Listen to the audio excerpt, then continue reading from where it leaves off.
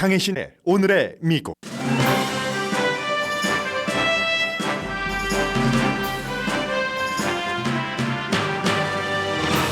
미국인들이 가장 걱정하는 사회 건강 위협은 암이나 총기가 아니라 오피오이드와 펜타닐 중독입니다. 반면 잠재적인 위협은 사회 폭력입니다. 트럼프 전 대통령의 의사당 폭동 재판을 맡은 판사와 민주당 하원 의원에게 살해 위협을 한 텍사스주 여성이 기소됐습니다. 트럼프 전 대통령의 법적 문제가 커지면서 호감도는 내려가고 기소를 지지하는 사람과 그에게 투표하지 않겠다는 사람은 과반수를 넘습니다. 그러나 트럼프 전 대통령과 바이든 현 대통령과의 대결은 여전히 막상막합니다. 모기지 이자율이 2001년 수준까지 올라갔습니다. 30년 고정 모기지 이자율이 현재 7.2%인데 8%가 될 수도 있다는 예상이 나왔습니다. 집값은 여러 나쁜 상황의 중력을 무시하고 오히려 비싸집니다. 골드만삭스는 올해 집값 변동 예상치를 상향 조정했습니다. 미국에서 부자가 되는 가장 중요한 요소는 주택 소유라는 명제 아래 주택 관련 뉴스는 언제나 중요합니다. 하와이 허리케인이 아니라 산불 사망자는 111명이고 실종자는 1000명 이상입니다. 산불이 번질 당시 사이렌이 왜 안 울렸는지에 대해서 책임자는 하와이 사이렌은 쓰나미에 대비한 것으로 사이렌이 울렸으면 사람들은 불이 나는 산속으로 뛰어들어갔을 것이라고 밝혔습니다. 하와이를 상징하는 관광업계가 피해자 지원 작업을 하는데 무척 효율적입니다. 이를테면 관광 헬리콥터 회사는 모든 직원이 물품의 쇼핑부터 보급까지를 풀타임으로 맡아 하고 있습니다. 기후변화가 현실에서 기후 재난이 되면서 수십 년 동안 안전한 돈벌이 기계였던 전기회사가 재난과 도전에 처했습니다. 인공지능도 21세기를 살아가는 모든 보통 사람들에게 필수이고 도전입니다. 특히 젊은 세대는 거의 사느냐 도태되느냐의 이슈입니다. 9시 20분경 USC 홍영권 교수에게 인공지능과 여러분과 저 사람과의 관계에 대해서 들어보겠습니다. 여러분 안녕하십니까? 오늘의 미국 강혜신입니다. 사람들은 언제나 뭔가 중요하게 생각해야지 될 부분이 있습니다. 물론 개인적으로 지금 돈 걱정, 학교 입학 걱정, 많은 직장 문제 등등이 있지만 막연하게 이제 그 이외에 사회에서 내가 살아가는 일원으로서 걱정해야지 되는 부분들이 있습니다. 조심해야지 될 점이라는 면에서 예를 들어 오늘 아침에 저희 라디오 서울 방송 뉴스를 들으셨다면 사우스 코스트 플라자가 얼마나 백화점 중에서도 가장 부자들이 많이 가고 쾌적하고 안전하고 하는 곳입니까? 그곳에서도 프레시몹이 있었다. 이것도 사회적인 폭력에 대한 두려움입니다. 먼저 이제 오늘 발표한 그 공공 건강에 관해서 사람들은 어떤 것을 위협으로 생각하느냐부터 간단히 전해드리겠습니다. 이건 곧 미국의 위협, 나에게도 위협이 되니까요. 이게 제일 중요한 게 내가 건강하면 암 이런 걸 걱정하는 게 아닙니다. 끝에서부터 오겠습니다. 알코올 중독이 제일 큰 걱정이에요. 이렇게 얘기하는 사람들이 악시오스와 입소스가 공동으로 여론조사를 한 결과입니다. 2% 코비드 19 요즘 늘어나고 있다고 하지만 여전히 2% 담배와 담배 관련 상품 중독이 되겠죠. 3% 안전하지 않은 운전 담배와 마찬가지로 3% 그리고 캔서, 암이 11%입니다. 오늘 이제 잠시 뒤에 제가 광고 여러분들 들으시고 나서 USC의 그 홍영권 박사를 모실 텐데 인공지능에 대해서 얘기를 해주시겠지만 역시 암 연구가이기도 합니다. 그리고 총기에 관련된 위협 20%, 비만이 공공건강에 관해선 사람들이 가장 위협으로 느끼는 23%, 넘버 원은 오피오이드와 펜타닐 26%입니다. 그래서 이 같은 건강에 대한 위협도 느끼지만 사람들은 사회 전반에 걸쳐서 요즘 알게 모르게 프레시맙과 함께 어쩌면 프레시맙 어디 비싼 고급 그 리테일 스토어를 들어가서 골라서 훔치고는 싹 달아나는 이러면 이제 그 물건을 잃어버린 소매업소도 그렇지만 주변에서 커피를 마신다던가 쇼핑을 하려고 한다던가 모든 우리에게 두려움이잖아요. 그런 두려움은 어쩌면 한정됐고 내가 피할 수 있을지도 모르겠습니다. 그런데 더한 두려움도 있습니다. 오늘 미국의 많은 언론들이 어제 오후부터 트럼프 전 대통령을 1월 6일 의사당 폭동 사건으로 기소를 했고 그 기소 사건에 대해서 재판을 하는 그 판사를 위협한 텍사스 여성이 기소됐습니다. 그런데 이 여성은 판사만 위협한 게 아니라 텍사스주의 15선을 했고 이제 뭐 휴스턴 시장 선거에 나간다는 민주당의 연방 하원 의원도 위협을 했습니다. 그런데 처음에는 이렇게 말로 위협을 하다가 그게 이제 행동이 될 수도 있다는 것을 우리는 많이 압니다. 그리고 이런 경우의 행동은 의사당 폭동 사건처럼 될 수도 있는 거잖아요. 아비게일 조 슐이라는 용의자입니다. 인종차별적인 메시지를 먼저 타냐 추트칸이라는 워싱턴 DC 폭동 사건을 재판하는 그 담당 판사 메시지에다가 음성 메시지로 남겼습니다. 아프리칸 아메리칸 여성 판사거든요. 인종차별적인 막 이런 것 하고 그 뒤로는 이제 뭐 누구라도 트럼프를 쫓으면은 죽여버리겠어. 모든 성소수자들, 모든 워싱턴 DC 민주당 그리고 이제 텍사스주의 쉴라 잭슨 리 하원 의원 전부 다 내가 죽여버리겠어. 이런 협박을 끊임없이 합니다. 지난해에도 4번 이 같은 협박을 해서 기소가 됐거든요. 그리고 지금 올해 다시 기소가 됐습니다. 텍사스주에서 이제 그 담당관들이 너무 위험하기 때문에 보석금을 내고 풀려나지 않도록 인정신문하고 뭐 이러는 동안에 계속 구류해 둘 것이다라고 얘기를 하고 있거든요. 그 사람이 그동안 사람들에게 보낸 뭐 메시지 같은 것을 보면 다 너희들 내 손바닥 안에 있어. 우리는 당신을 죽이고 싶어. 위라고 표현을 합니다. 만일 트럼프가 2024년도에 대통령이 되지 않으면 우리는 당신을 죽일 거야. 개인적으로도 목표가 될 거야. 공개적으로 너의 가족 다 표적이야.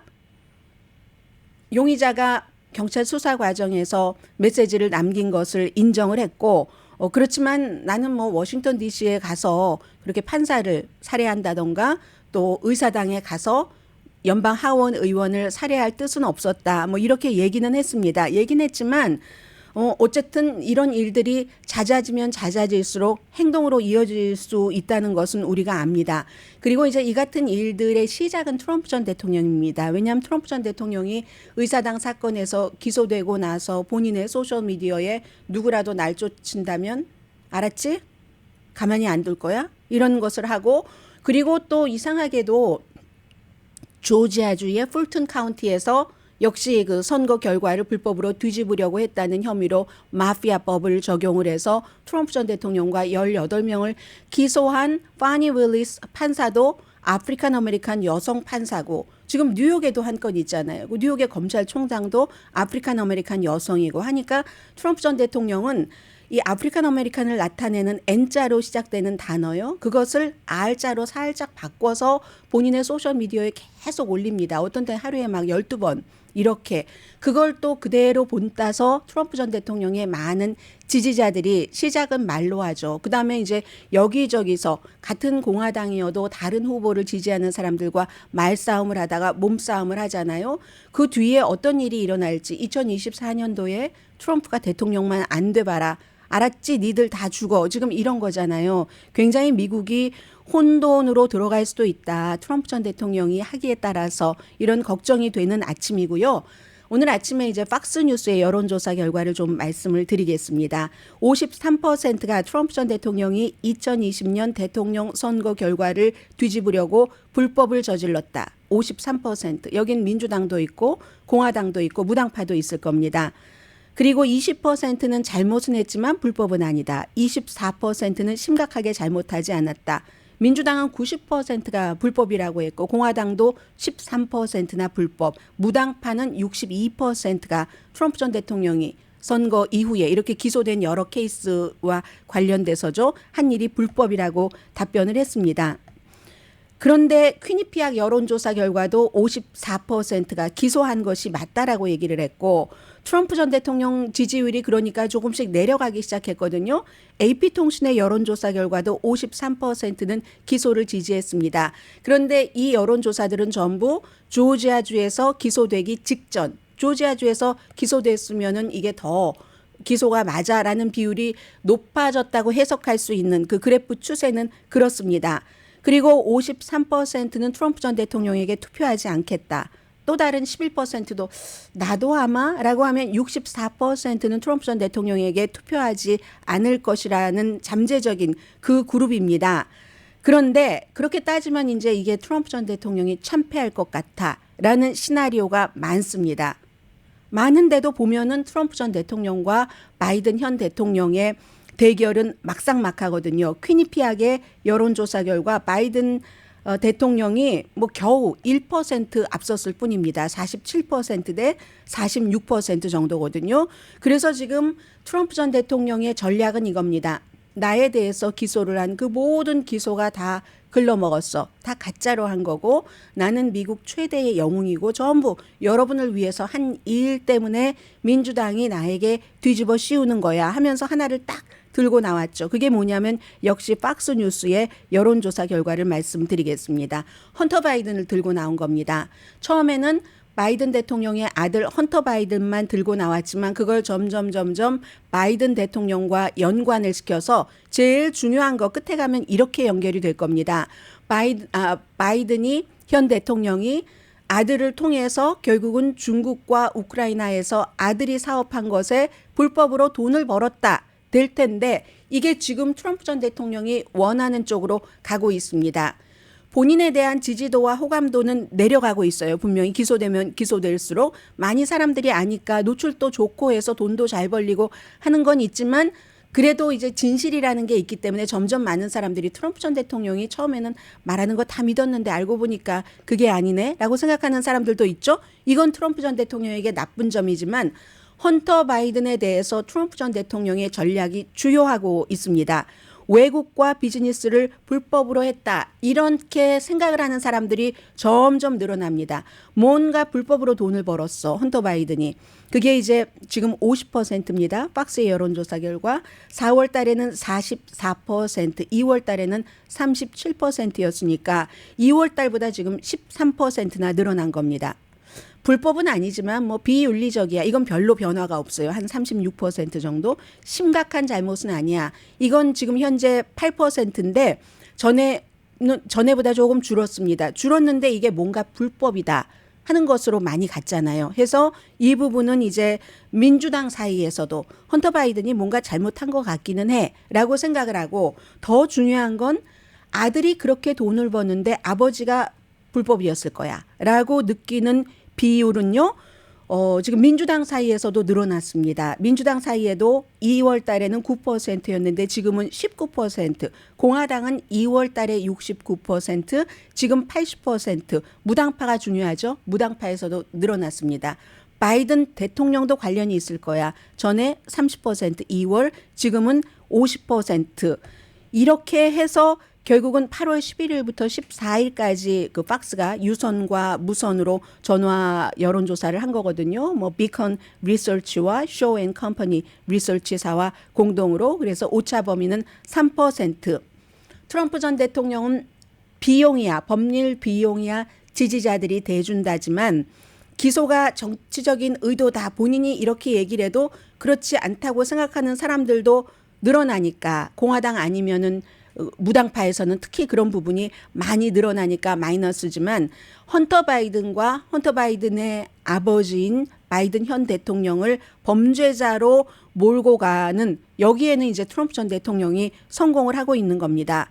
그리고 또 마가 트럼프 전 대통령을 지지하는 그 웹사이트들이 많잖아요. 조지아주의 배심원들의 주소를 쫙 올려놓습니다. 제가 이 사이트도 말씀드리지 않겠습니다. 사이트를 또 말씀드리면 가서 보실 것 아니에요. 협박하는 거잖아요. 텍사스주의 저 여성처럼 이게 말로 되고 뭐가 되고 충동적이고 그렇게 될 수 있다 해서 미국은 사실은 뭐 여러 가지 문제점들이 많지만 2024년이 다가올수록 또 23일이 공화당의 첫 번째 예비선거 후보들의 토론이잖아요. 그때 지나고는 확실히 달라집니다. 굉장히 많은 부분들이 다 대통령 선거와 연결되고 사회가 지금보다 훨씬 빡빡해지고 거칠어지지 않을까 뭐 이런 우려 같은 것도 여러분들도 뭐 준비하는 건 좋잖아요. 마음의 다짐이라도 하셔야지 되는 시점인 것 같습니다.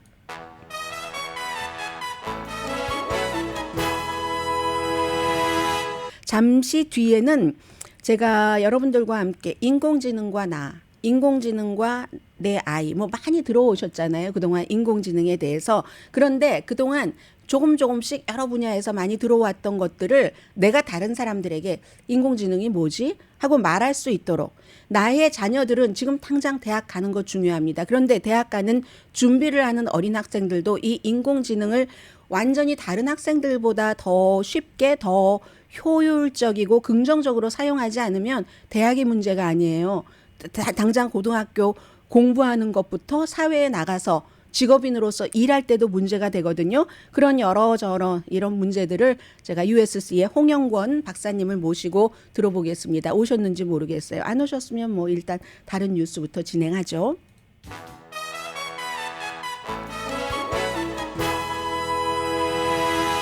라디오 서울 방송 오늘의 미국 듣고 계십니다. 오늘의 미국에서 거의 여러분들 미국 뉴스를 리뷰해 드리느라고 초대 손님을 모시지 않고 있는데 제가 오늘 USC의 의대의 홍영권 박사님을 모셨습니다. 안녕하세요, 박사님. 안녕하세요. 네, 여러분들 잘 들리시죠? 혹시 밖에서 소리가 잘 안 들린다던가 하면은 알려주세요. 부탁드립니다. 네, 홍 박사님 정말 오랜만이세요. 네, 그러네요. 한 7, 8년 됐죠. 네, 그렇습니다. 저는 이제 제가 제 인생에서 정말 참 크리스찬이다 하는 사람을 두 사람을 아는데요. 제가 인맥이 넓지 않으니까 고등학교 때 표현주라는 현주야 지금 어디서 어떻게 살고 있는 친구가 있는데 늘 해피했어요. 예를 들어서 대학 같은 거에도 그렇게 신경을 쓰지 않았고 실제로 뭐 좋은 대학교를 간 것도 아니고 이런데도 항상 해피한데 나중에 알았어요. 정말 크리스찬이라는 거를. 네. 그리고 제가 또 한 분은 홍 박사님 이웃이었기 때문에 한 번도 직접 홍 박사님이 저한테 얘기하신 적은 없지만 주말이면 막 젊은 그 청년들 같은 분들을 많이 초대를 하시고 얘기해 주시고 멘토해 주시고 이 크리스찬 안에서 그때 제가 뭐 복음 전파 이거는 모르겠지만 어쨌든 청년들에게 멘토가 돼 주시는구나 하는 건 알았거든요. 그래서 제가 압니다. 참 크리스찬이 송구스럽습니다. 그리고 막 사모님도 같이. 네. 네.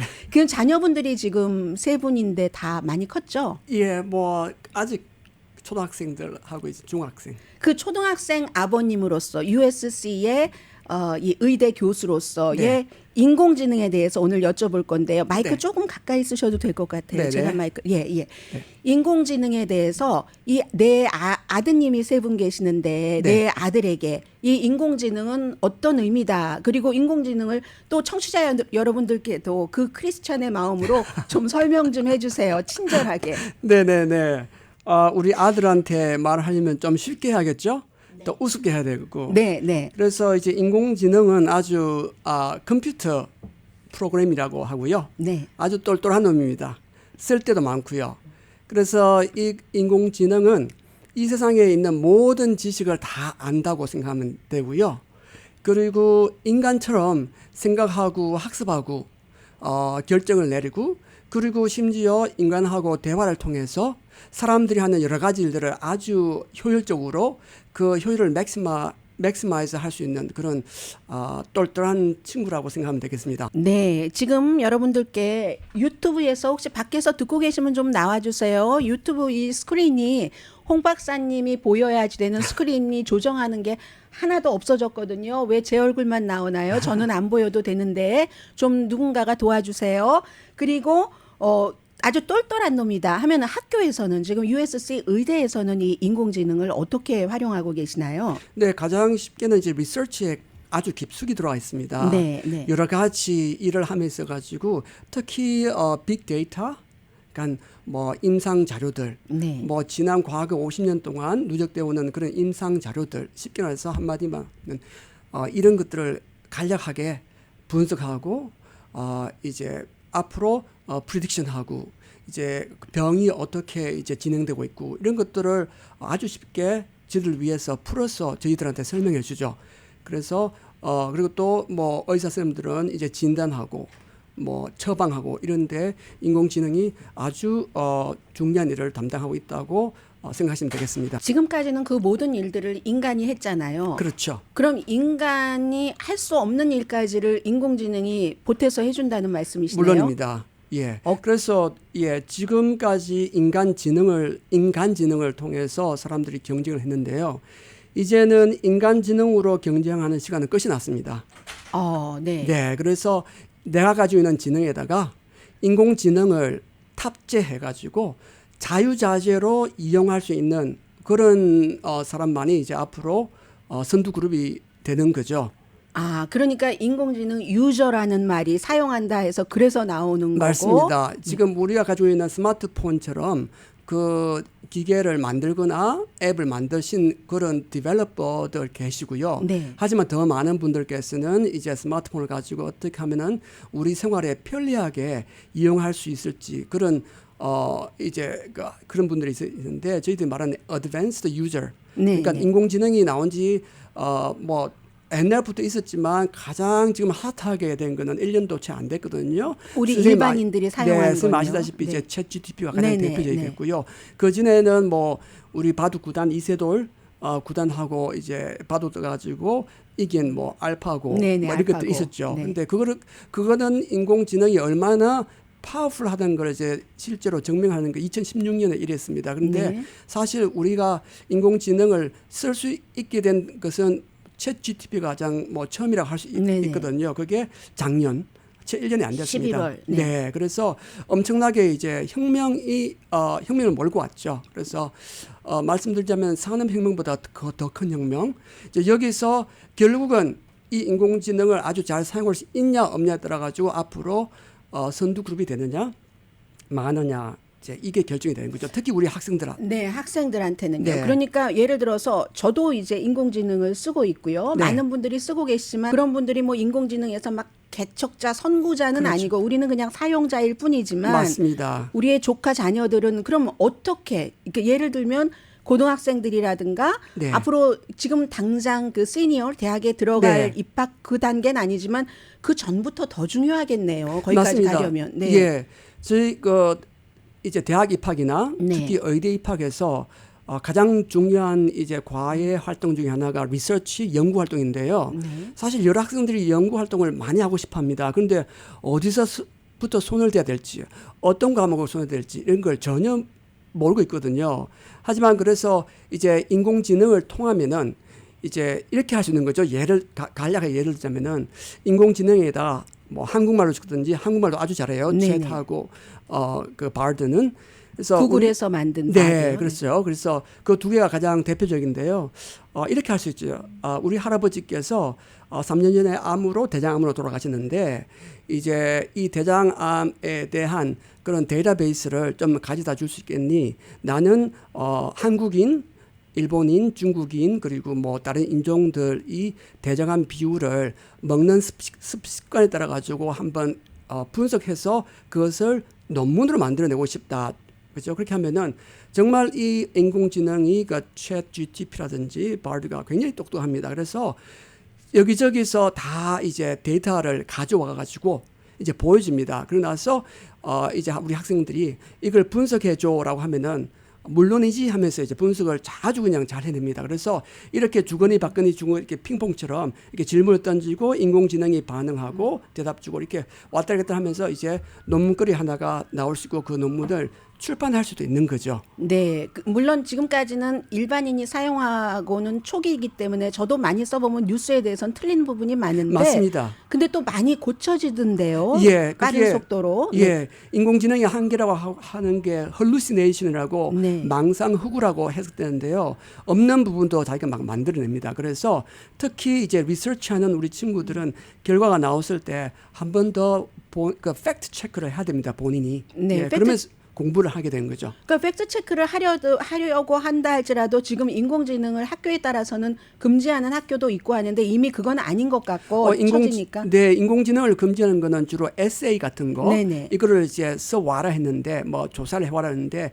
그냥 인공지능에 넣어가지고 쭈르륵 나온 것을 그냥 카피 페이스트 해가지고 내는 경우 네. 그런 경우는 이제 인공지능 디텍터 AI 디텍터라는 프로그램이 있어가지고 네네. 다 걸립니다. 예. 그러면 그런데 어쨌든 그러면은 마지막에 체크를 하는 부분도 많이 써봐야지 아는 거니까요. 맞습니다. 네. 예, 그래서 스마트폰처럼 그냥 전화기로만 사용하시는 분들도 꽤 있지 않습니까? 네네. 그리고 그에 비해서 모든 앱을 아주 자유자재로 그러니까 뭐 여기서 음식을 배달시키거나 여기서 저러 가는데 우버를 탄다든지 이런 것들을 자유자재로 이용하시는 분들이 있는 것처럼 인공지능을 아주 자기지능처럼 이용하시는 분들이 그런 학생들이 앞으로 선두그룹이 될 거라고 저는 확신합니다. 네, 그래서 이번에도 USC 캠퍼스 안에서 이제 홍 박사님이 어떤 프로그램 나중에 말씀드리겠습니다만 하는데 7학년부터 10학년까지라고 하셨는데 네. 이 세대는 저의 세대와는 달리 정말로 시작된 지 얼마 되지 않기 때문에 너무너무 앞서갈 수 있을 것 같아요. 맞습니다. 예, 지금 말씀하신 대로 이제 라디오 소울 그 임원진들께서 이게 저희하고 같이 우리 2세들 교육, 이게 라디오 소울이 이게 2세 교육에 엄청나게 많은 공을 들이지 않습니까? 그래서 너무 감사하고요. 그래서 저하고 이제 다른 이정석 박사님 네. 이렇게 인공지능에 대해서 조금 아시는 분들끼리 같이 우리 학생들하고 부모님을 대상으로 지금 계속해서 세미나를 하고 있습니다. 그래서 지난주 같은 경우는 저는 어떻게 인공지능을 이용해서 의대 입학에 선두 그룹이 될 수 있을까? 네. 이런 것을 한 2시간 동안 서서 아주 쉴 새 없이 강의를 했습니다. 예. 그래서 반응도 좋았고요. 예. 앞으로도 마찬가지로 우리 그 라디오 서울 임원주들하고 저하고 계속해서 이런 우리 한인들 교육 프로그램을 꾸준히 만들어 갈 생각입니다. 예, 그럼 성인 교육은 나중에 또 여쭤보겠고, 그럼 학생들이 네. 지금 선구자가 된다, 개척자가 된다, 리더가 된다, 직업에서의 뭔가 남보다 좋은 거를 차지한다 네. 하는 그런 것은 어떤 분야가 될 수 있을까요? 분야는 어마어마하죠. 모든 분야라고 네네. 생각하시면 되겠습니다. 특히 사실 인공지능이 필요 없는 분야도 반드시 있을 거고요. 네. 하지만 인공지능이 없이는 경쟁에 뒤처지는 내가 인공지능이 싫어서 안 하면은 다른 저하고 경쟁하시는 분들, 어르신 분들은 이제 사업하신 분들은 경쟁 사업체가 되겠고, 학생들은 대학을 놓고서 서로 경쟁하는 다른 지원자가 되겠죠. 그런 지원자들이 먼저 앞서서 인공지능을 이용해가지고 자기의 스펙을 높이거나 자기의 입학률을 높일 수 있는 그런 지금 당장 오늘부터 또 눈에 보입니다. 그래서 그리고 날마다 또 더 속도가 예, 빨라지잖아요. 그럼요. 그러니까 하루 자고 나면 새로운 것이 만들어지고 또 새로운 것이 만들어지니까 저희도 인공지능을 이용해서 저희 분야 이제 암 연구를 한다 하더라도 매일매일 새로운 게 생기니까 너무 눈이 핑 돌 지경입니다. 그래서 이 웨이브, 이 트렌드에 따라가지 않으면은 사실상 도태된다고 해도 과언이 아닐 겁니다. 그럴 때는 사실은 부모님들께서 우리가 대학 갈 때 하기 위해서 첼로를 해라, 뭘 해라, 네. 태권도 해라 하지만 이게 제일 중요한 것 같아요. 맞습니다. 이걸. 예. 부모님들은 어떻게 그럼 자녀분들에게 우리가 어쩌면 자녀분들이 나보다 더 이 분야에서 세비한 자녀를 두고 계신 분들도 많으시겠지만 네. 그래도 저희도 뭔가를 해야 되는 거 아닌가요? 성인들도? 네, 맞습니다. 그래서 오늘 저녁에 가셔서 우리 애들한테 너 인공지능이란 거 써봤니? 하면은 아마 많은 친구들이 써봤을 겁니다. 그럼 그거 어떤 거니? 아빠, 엄마도 알고 싶은데 이런 식으로 대화를 이제 트는 거죠. 물론 이제 대화를 하려면은 아빠, 엄마, 그러니까 부모님들께서도 어느 정도 아셔야죠. 기본적으로 아셔야 네, 되는 네, 거죠. 네, 그래서 네. 유튜브 같은 데 굉장히 많이 나와 있고요. 네. 그리고 특히 아버님, 어머니께서 인공지능을 한번 써보시면은 꼭 영어 아니고 한국말도 워낙 잘하니까 한국말로 무엇을 찾아줘 아니면은 사업체에다가 편지를 보낼 건데 편지를 그럴싸하게 영어로 써줘. 내가 한국말로 넣으면은 아주 잘 비즈니스 레터를 영어로 아주 훌륭하게 써줄 수 있습니다. 그런 것들을 이용해 주시면은 우리 아이들하고 대화하기가 쉽죠. 네. USC의 홍영권 박사님께서 지금 말씀을 해주고 계시는데요. 그럼 이번에 10월 7일부터 토요일마다 한 번씩 5번에 걸쳐서 홍 박사님 또 이정석 박사님 두 분 다 하버드네요. 홍 박사님 사모님도 하버드잖아요. 부부가 하버드 나와서 USC에서 같이 근무하시는 분 별로 없으실 텐데. 근데 그렇게 돼서 워크숍에서는 제가 보니까 무슨 양자 컴퓨팅, 신경과학과 뇌 인터페이스, 유전공학에서의 인공지능, 인공지능과 기계학습, 제목도 말씀드리기 힘들 정도인데 하나만 여쭤볼게요. 그냥 짧게 이런 겁니다. 뇌 인터페이스 이게 뭔가요? 브레인 인터페이스? 바로 그 질문을 네. 그 챗GPT한테 물어보면요. 네. 예, 아주 쉽게 가르칩니다. 네. 한 교실에서 30명 있다면은 선생님이 한 분이 어느 학생의 수준에 맞춰서 가르치기 힘드니까 네. 그냥 한 교실에 30명의 가정 교사가 있다고 생각하시고 학생들의 각자의 레벨에 따라 가지고 그 쉽게 가르칠 수 있다고 생각하시면 되겠습니다. 그럼 그 5주의 워크숍에서 그 네. 7학년부터 10학년까지 학생들에게 어떤 것들을 가르쳐 주시고 학생들이 작업을 하나요? 네, 그래서 그 네 가지 토픽, 그죠? 퀀텀 컴퓨팅, 뭐 양자 스템셀, 컴퓨터. 그런 네. 것들을 가지고 어떻게 리서치를 할 수 있을지 혼자서 시작할 수 있고 하면서 모자란 부분을 그 분야의 그 전문가들 UCLA나 저희 학교나 뭐 이런 학교의 교수님들과 이메일로 통하면서 배울 수 있을지 그런 액션 플랜 같은 걸 저희가 지도해 주고요. 실제적으로 핸즈온 그러니까 컴퓨터를 어떻게 써가지고 어떤 데이터를 다운로드 해가지고 거기서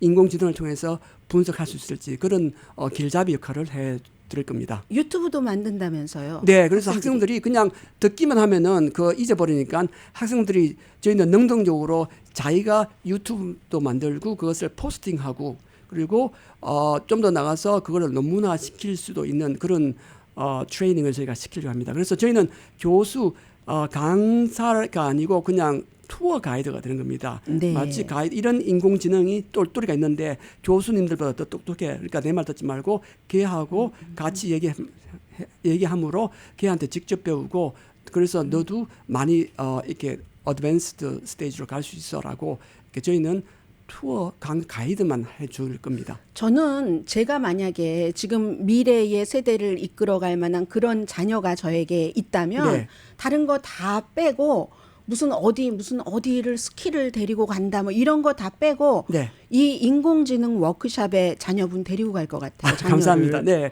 그래서 처음 시작하는 건데요. 네. 저희도 이제 우리 2세, 우리 이민 1세들 고생들 많이 하셨잖아요. 그 고생하는 가장 큰 목적이 우리 2세들 자녀들 교육, 자녀들 성공인데 그래서 저희가 이제 그거를 좀 쉽게 해드리고자 이런 기회를 마련해 봤습니다. 그래서 네. 좀 더 많은 부분들이 관심을 가지시고 좀 참석하시면은 좋겠습니다. 우선 제가 두 가지 이제 마지막으로 여쭤볼 텐데 하나는 부모님들이 아시려면은 이게 5번이나 되니까 네. 학생들 자녀분들 픽업해 주실 때 저는 부모님들께 홍 박사님께서 지금은 시간이 없으니까 조금밖에 말씀 못 하셨지만 네. 조금 디테일하게 세미나 같은 거 해주시면 안 돼요? 물론이죠. 부모님들께 물론이죠. 예, 그런 저희는- 시간 있으세요? 네, 저는 항상 네. 이제 우리 부모님하고 네네. 부모님을 이제 잘 교육시키면은 그 교육이 예, 예. 자녀들한테 가니까. 아, 그거 좋겠네요. 네, 그래서 네. 우리 부모님들 오셔가지고 네. 모르는 것 마음껏 물어보시고 네. 저희하고 이제 개인적으로도 인터랙션 하시고 그래서 우리 부모님들이 잘 아시면은 그게 바로 우리 학생들한테 좋은 임팩트가 가기 때문에 충분히 네. 여러 번 앞으로도 많이 할 수 있습니다. 아마 이 방송을 중간부터 들으신 분들도 많이 계실 텐데 지금 USC의 홍영곤 박사님이셨고요. 자세한 내용은 여러분들께서 혹시 한국일보에 가시면 그 중간에 AI 뭐라고 뜨죠? 아무튼 AI 뭐 스템 스템 워크숍. 워크숍이라고 네모 박스가 있거든요. 그걸 클릭하시면 AImind.com으로 들어갑니다. 아니면 그냥 AImind.com으로 들어가셔도 네, 되잖아요. 예, 맞습니다. AI가 여러분들 잘 알고 계시는 인공지능의 약자 AI고요. 마인드 AI and mind. AI and and mind.com. 그럼 그렇게 길게 가나요? 저는 그냥 AImind.com에도 들어가지던데요. 아, 그래요? AI and mind가 원래 이제 예. 주소입니다. 그냥 그럼 구글에다 AI and AND요. 예. 네, 마인드라고 찍으시든가 뭐 이렇게 하면은 예. 들어갑니다. 자, 예. 그래서 여러분들께서 자세한 내용은 들으시고요. 홍 박사님 혹시 안 하신 얘기 있으시면 거의 다 했고요. 네. 지금 이제 다시 한번 우리 라디오 서울하고 미주 한국일보 그 임원진께서 우리 2세 교육에 항상 신경을 써주니까 너무 감사하고요. 저희도 그게 발맞춰서 열심히 노력하겠습니다. 근데 이게 좀 내용이 어려워서 전화번호도 하나 주시면 좋을 것 같아요. 그게 들어가면 그 웹페이지 들어가면은 전화번호도 있고요. 있고 예. 제가 하나 불러드리겠습니다.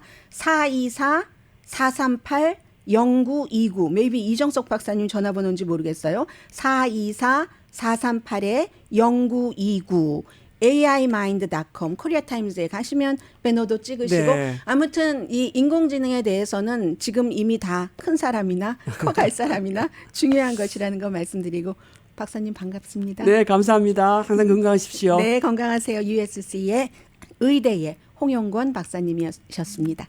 감사합니다.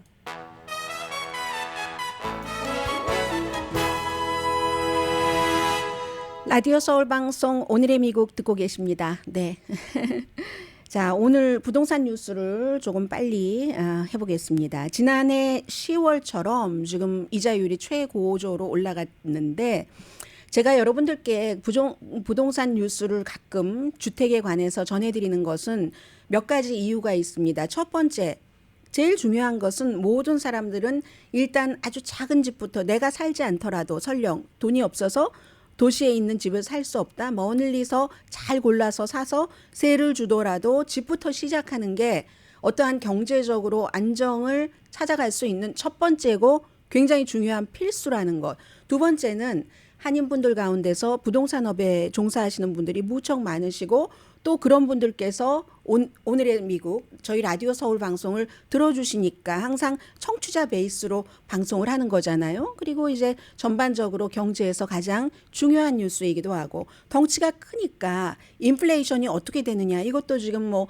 모기지라든가 아니면 뭐 렌트비에 많이 달려 있고 해서 부동산 뉴스를 전해드린다는 것. 또 은퇴하시는 분들도 이 방송 많이 듣고 계시잖아요. 내가 이 집에서 만약에 집이 있었다면 팔아서 어디로 갈 수 있는가 늘 생각을 하시는 게 생각 안 하시는 것보다 훨씬 안정적으로 나중에 결정을 하실 수 있잖아요. 지난해 10월 달처럼 지금 최고로 올라갔습니다. 2001년처럼 7.2%였어요. 어젯밤에 30년 고정 모기지 이자율이 이사 가려는 사람은 갇혀버렸죠. 지금은 싼 걸로 있는데 이자율 낮은데 이자율이 비싸서 이사 가지 못하고 그러니까 집을 안 내놓으니까 또 공급이 수요를 따라가지 못하고 마켓워치가 오늘 보도한 것 보니까요. 코리안 아메리칸이죠. 로렌스 윤 부동산협회의 수석 경제 전문가가 30년 고정 이자율이 지금 결정적인 단계에 왔다. 이 7.2%고 또 10년 만기 채권 금리가 4.2%까지 된다면 되는 것 같은데요. 그러면은 이자율은 8%에 도달하는 것은 금방이랍니다. 8%. 연준이 또 더군다나 다음번에 이자율을 한 번만 더 올려도 그때를 준비해야지 된다고 얘기를 하고 계시거든요.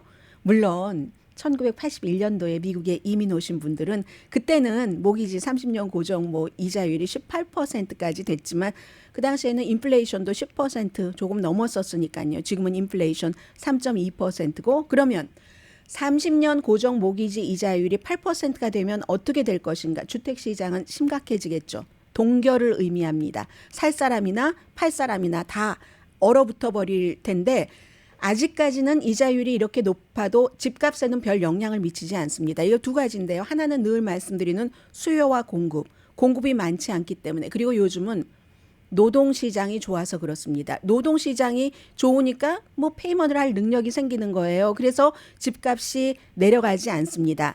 일자리가 없는 경기 침체일 때 그때 이제 집값이 내려가죠. 바이어가 없으니까.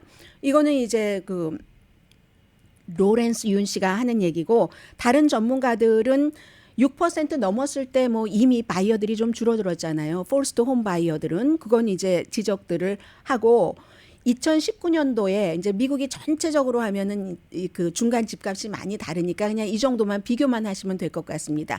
그 당시에 이제 중간 집값 같은 것을 어떤 기준을 정해서 한 달 페이먼트가 1,100달러였다면 현재는 2,100달러, 거의 100%가 오른 거잖아요.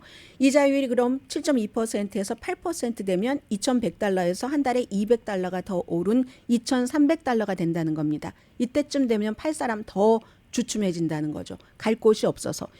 예외가 있습니다. 모든 인간사에는. 베이비부모는 좀 다르죠.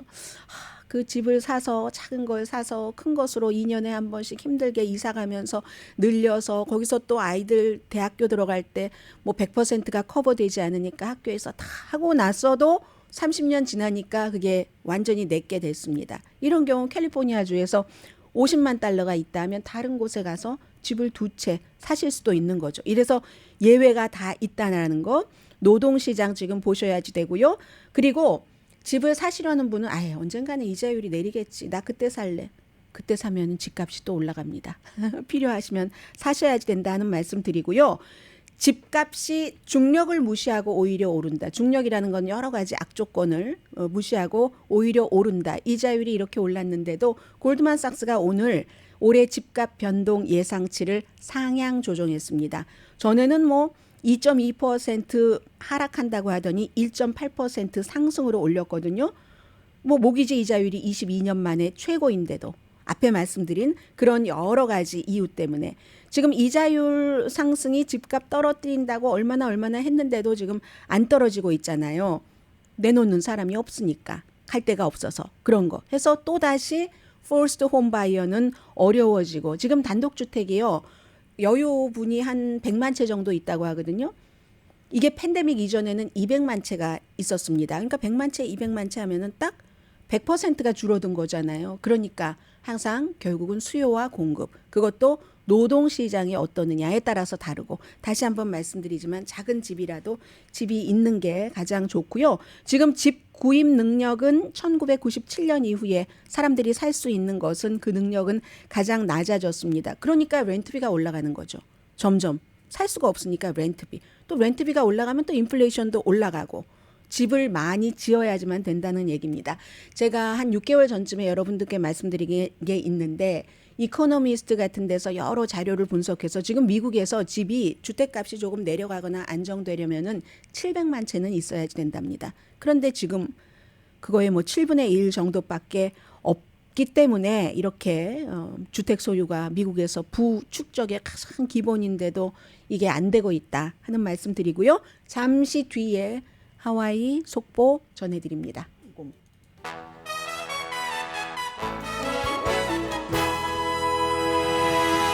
라디오 서울 방송 오늘의 미국 듣고 계십니다. 우선 하와이의 사이렌부터 말씀드리겠습니다. 산불 났을 때 그렇게 많이 세계 뭐 최고라면서 왜 그게 안 울렸어? 라고 얘기하는데 그 전문가 비상사태관리국장 허먼 엔다야 씨가 지금 다시 그런 일이 일어나도 사이렌 울리지 않을 겁니다 하면서 그 결정에 대해서 이제 본인이 스스로 지지한다는 얘기를 했는데 왜냐하면 하와이의 그 사이렌 소리는 쓰나미에 대비해서 있는 거랍니다. 옥외 사이렌이고요. 한 80개 정도 있다고 하고 쓰나미에 대비한 거니까 거의 바닷가 쪽에 사이렌이 있지 않겠어요? 그런데 이 사이렌을 울리면 사람들은 훈련을 할 때 쓰나미에 대비한 거기 때문에 산 쪽으로 위쪽으로 올라간답니다. 이번엔 산불이었잖아요. 그럼 불이 나는데 산으로 올라가면 어떻게 되겠는가 이 얘기를 하고 있고요.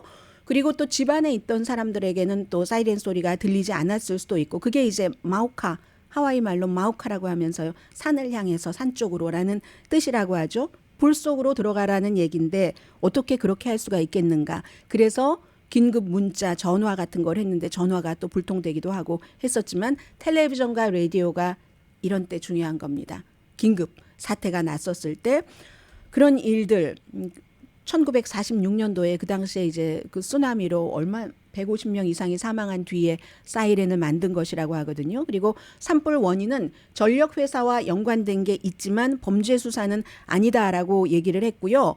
그리고 하와이의 관광업계들이 그 뭐 경제개발국 또 뭐 스몰 비즈니스 식당 헬리콥터 운영하는 곳 뭐 그리고 아니면 뭐 카이저 퍼머넌트 태평양 고래재단 요리 프로그램 하시는 분들 호텔 전부 각자 할 수 있는 대로 호텔은 뭐 방 500개 정도는 주민들에게 500개 정도는 연방재해청 피마 관계자들이 많이 갔으니까 좋고 비영리재단 요리 프로그램 짐작하시죠? 카이저 퍼머넌트는 아예 하얏트 호텔에 그 라하이나 거기에 이제 응급구조대 다 놓고 여러 치료도 해드리고요. 태평양 고래재단 해양보존 비영리재단인데 투어보트로 딜리버리를 하는 겁니다. 제가 본 사진이 그런 사진인 것 같아요. 그리고 또 레인보우 헬리콥터즈라는 오하이오에 있는 이 관광회사는 직원들이 50명 되는데 모든 시간을 자원봉사하는 겁니다. 어디 가서 필요한 물품을 사다가 헬리콥터에 싣고 헬리콥터로 가서 어떻게 해서 나누어 주고 3,000파운드를 딜리버리를 했다고 하고 어린이 용품, 여성 용품 다 마찬가지고요. 반면에 마우이에 있는 스노클링 회사가 사과했잖아요. 이 사태에 처음에 투어했다고. 그때 뭐 예약이다 뭐다 해서 그럴 수밖에 없었을지 모르겠습니다. 그래서 그 돈은 전부 기부한다. 또 중요한 건 하와이의 주지사는 다 이제 빈터가 되고 한 곳에 개발업자들이 벌써 눈독 들이고 있다고 하잖아요. 그거 안 팔겠다. 왜냐하면 원주민들 지금 집 잃고 뭐 가게 잃고 했는데 개발업자들이 들어오면 또 투기가 되잖아요. 하와이 마우이의 평균 집값이 120만 달러라고 하던데요. 다행이네요. 한 1분 정도 지금 그 시간이 남았는데요. 제가 전해드릴 얘기가 조금 있었습니다. 모든 게 다 변합니다. 유한한 게 없어요. 사랑만 유효기간이 있는 게 아니라 그동안 이 유틸리티 회사들이 굉장히 1950년대, 60년대부터 그냥 안전하게 돈 버는 것으로 알려져 있었는데 얼마 전에 보험회사에서 하는 것처럼 전부 갑자기 여기저기서 자연재해가 일어나니까 그동안 돈만 벌었지 여기에 대한 대비는 안 해놓은 거야. 이렇게 지금 야단을 많이 맞고 있고요. 그리고 AIandmind.com이 맞습니다. 이 USC의 인공지능의 스템에 관한 워크숍을 한다고 말씀드렸잖아요. 웹사이트는 mind.com에 들어가시면 방금 광고가 나올 겁니다. 오늘 여기서 마치고요. 저는 강혜신이었습니다.